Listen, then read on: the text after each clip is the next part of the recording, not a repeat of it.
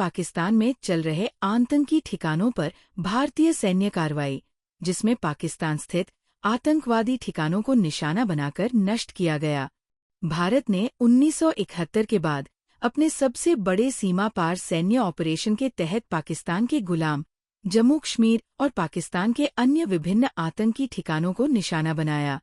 इस अभियान में लश्कर-ए-तैयबा का मुरीद के और जैश-ए-मोहम्मद का बहावलपुर मुख्यालय को नष्ट कर दिया गया। जानकारी के अनुसार इन ठिकानों में कई प्रमुख आतंकवादी कमांडरों के रहने की सूचना थी। इनमें कंधार विमान अपहरण कांड, संसद पर हमले और डेनियल पर्ल की हत्या में शामिल जैश कमांडर रऊफ अजहर के परिवार के कई सदस्य।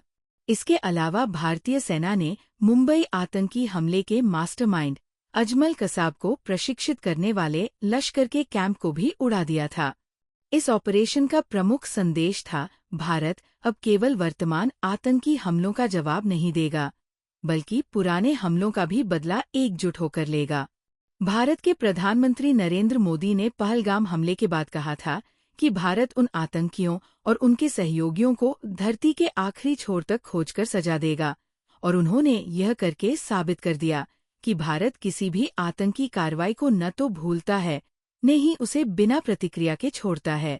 भारतीय सैन्य कार्रवाई से बौखलाए पाकिस्तान ने भ्रम फैलाते हुए आरोप लगाया कि भारत ने आम नागरिकों को भी निशाना बनाया, जो अमूमन पाक सेना लंबे समय से करती आ रही है। पाकिस्तान की सेना और आतंकवादी समूहों द्वारा महिला और बच्चों को निशाना बनाने की घटनाएं जग जाहिर हैं। 2002 में कालूचक हमले में महिलाओं और बच्चों की हत्या या वंधावा हमले में कश्मीरी हिंदू बच्चों को मारने की घटनाएं। भारत की इस कार्रवाई के बाद पाकिस्तान ने अपनी सैन्य प्रतिष्ठा बचाने के लिए बयानबाजी की और सीमित रूप से प्रतिक्रिया दी, लेकिन भारत ने स्पष्ट किया कि इस ऑपरेशन में उसने पाकिस्तान के सैन्य या नागरिक ठिकानों को निशाना नहीं बनाया। इसके बावजूद पाकिस्तान ने भारत के सीमावर्ती गांवों पर हमले किए, जिसमें आम नागरिकों को निशाना बनाया गया। यदि पाकिस्तान अपनी हरकतों को जारी रखता है और भारत को उकसाता है, तो भारत को भी अपनी सैन्य रणनीति में बदलाव करना होगा। रक्षा विशेषज्ञों का मानना है कि पाकिस्तान द्वारा स्थिति को बढ़ाने पर भारत को सामरिक दृष्टि से महत्वपूर्ण जम्मू और कश्मीर के हाजी पीर दर्रे को अपने नियंत्रण में लेना चाहिए।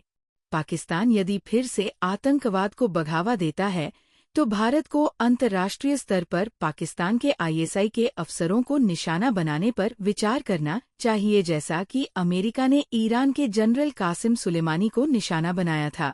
ये भी महत्वपूर्ण है कि इस सैन्य कार्रवाई से भारत को चीन के सामने अपने सामरिक लाभ का लाभ मिल सकता है, क्योंकि पाकिस्तान चीन का रणनीतिक साझीदार है। ऑपरेशन सिंदूर से चीन को पाकिस्तान की सैन्य क्षमता का सही आकलन हो सकता है, जिससे उसकी भविष्यवाणी और रणनीतिक समीकरणों में बदलाव आ सकता है। चीन ने पाकिस्तान की प्रतिक्रिया को दुर्भाग्यपूर्ण कहा है, क्योंकि यह उसकी रणनीतिक स्थिति को कमजोर कर सकता है। भारत ने ऑपरेशन सिंदूर के मार्फत पाकिस्तान को स्पष्ट संदेश दिया कि भारत किसी भी आतंकवादी हमले का हिसाब लेने के लिए तैयार है, चाहे वह दशकों पुराना क्यों न हो।